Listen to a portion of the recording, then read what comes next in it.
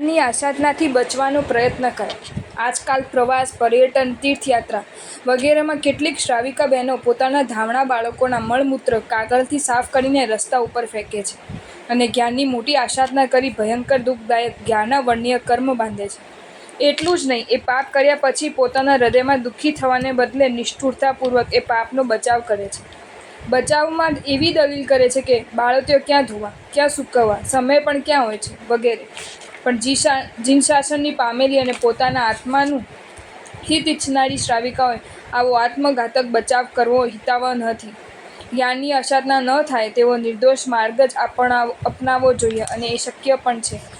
જ્ઞાનની આસાધનાનું ફળ. શાસ્ત્રમાં કહ્યું છે કે જે મૂળ બુદ્ધિવાળાઓ મન, વચન, કાયાથી હંમેશા જ્ઞાનની આસાધના કરે છે અને બીજા પાસે કરાવે છે, તેમના સ્ત્રી, પુત્ર, મિત્રોનો પરભવમાં ક્ષય થાય છે, ધન ધાન્યનો વિનાશ થાય છે તથા આદિવ્યાધિની ઉત્પત્તિ થાય છે. જેઓ અનેક પ્રકારે જ્ઞાનની આસાધના કરે છે તેઓ ભવાંતરમાં આંધળા, બહેરા, મૂંગા, તોતડા, પાંગળા, મૂર્ખ, મુખના રોગી, કોઢના રોગવાળાને પરાધીન થાય છે, તેમજ તેમને ઇષ્ટપ્રસ્તુની પ્રાપ્તિ પણ થતી નથી. આપણે જન્મ જન્માંતરમાં વિદ્વાન, બુદ્ધિશાળી, ચતુર અને ચકોર બનવા પૂર્વક વીરતીરૂપ જ્ઞાનનું ફળ મેળવવું હોય તો હંમેશા જ્ઞાનની આસાધનાથી બચવાનો પ્રયત્ન કરવો જોઈએ.